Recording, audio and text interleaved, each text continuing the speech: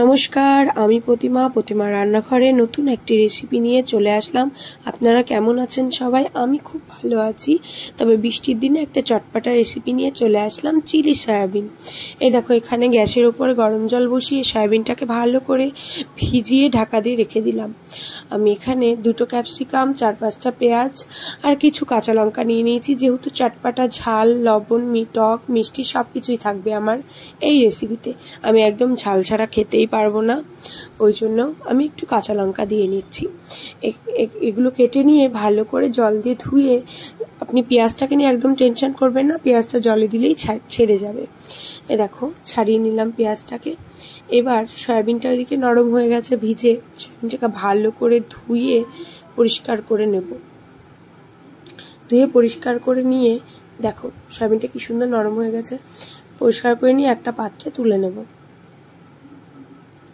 তুলে নিয়ে সয়াবিনটাকে আমি একটু সয়া সস দিয়ে মাখিয়ে নেব। মাখিয়ে নিয়ে ঢাকা দিয়ে কিছুক্ষণ রেখে দেব। সয়া সসে লবণ আছে, আপনাদের লবণ দেওয়ার কোনো প্রয়োজন নেই। এদিকে আমি কিছু লঙ্কা, পেঁয়াজ, রসুন একটু পেস্ট করে নেব, কারণ আমি একটু মশলা ব্যবহার করব গ্রেভির জন্যে। আপনারাও ব্যবহার করবেন, আপনাদের যদি ভালো লাগে। অনেকেই করে না, তবে আমি করি। এই যে তেল গরম বসিয়ে দিয়েছিলাম, আপনাদের একটা জিনিস দেখানো হয়নি। সয়াবিনটাতে আমি ডিম আর কিছু কর্নফ্লাওয়ার, মানে 2 থেকে 4 চামচ কর্নফ্লাওয়ার আপনি এটার সঙ্গে ফেটিয়ে ভালো করে মাখিয়ে নেবেন ওপরে কোটিংটা হওয়ার জন্য। এতে আপনি চিকেনের ক্ষেত্রেও করবেন, পনিরের ক্ষেত্রেও করবেন। দেখুন, আমি সয়াবিনগুলোকে ভেজে তুলে নিলাম। এবার ওই তেলেই আমি যে মিক্সিতে মশলাটা করেছিলাম সেটা দিয়ে দিলাম। দিয়ে ওতে আমাদের বাড়িতেই থাকা কিছু মশলা, যেমন হলুদ আর লবণ, এটা আমাদের বাড়িতেই থাকে, আর বেশি কিছু তো আমি ইউজ করছি না।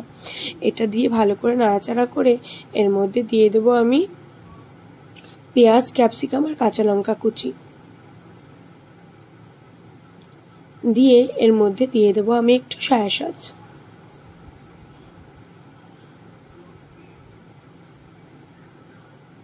সয়া সসটা কিন্তু বেশ খানিকটা দেবেন, কারণ চিলি সসটা বেশ খানিকটাই দেবেন, কারণ চিলি সসটা লাগবে। এবার দিয়ে দিলাম আমি একটু সয়া সস। আমি কিন্তু মোরের সস ব্যবহার করি আমার সমস্ত কিছু, কেচাপও, কিন্তু কেচাপ এটা কিষানের আনা হয়েছে আজকে। দেখুন, এখানে কেচাপ দিয়ে দিলাম, তারপর আবার একটুখানি সয়া সসও দিয়ে দেবো। ভালো কথা মনে রাখবেন, সয়া সসে যেহেতু প্রচণ্ড পরিমাণে লবণ থাকে, আপনারা কিন্তু লবণটা টেস্ট করে তারপরে দেবেন, তার আগে দেবেন না, কারণ আমরা সয়া সসটা ব্যবহার করছি চিলিতে। যে কোনো চিলি, পনির বলুন, চিকেন বলুন, চিনিতে কিন্তু প্রচণ্ড পরিমাণে লবণ খায় না। ওই জন্য সসে যা লবণ থাকে ওতেই হয়ে যায়। আপনি হালকা লবণ দিতে পারেন, আর চিনিটা মাস্ট, চিনিটা কিন্তু দেবেনই দেবেন। আমি কিন্তু দিলাম। এই দেখুন, ভালো করে সস দিয়ে কষানো হয়ে গেছে। আমি একটু জল দিয়ে ভালো করে নাড়াচাড়া করে এটাকে ঢেকে দেব। আমার রেসিপিগুলো যদি আপনাদের ভালো লাগে, প্লিজ একটা কমেন্ট করবেন, আমি খুব আনন্দিত হব। একটু ঢাকা দিয়ে এটাকে একটু নরম হতে দেবো, পেঁয়াজ, ক্যাপসিকাম, সয়াবিনটাকে। এইভাবে আপনারা চিকেন করবেন, একদম সেম পদ্ধতিতে, খুব ভালো লাগবে। পনিরও করবেন, খুব ভালো লাগবে। আমার রেসিপিটা দেখছেন আপনারা, তার জন্য আপনাদের খুব খুব আমার তরফ থেকে ধন্যবাদ। ভালো লাগলে প্লিজ কমেন্ট করবেন। Thank you.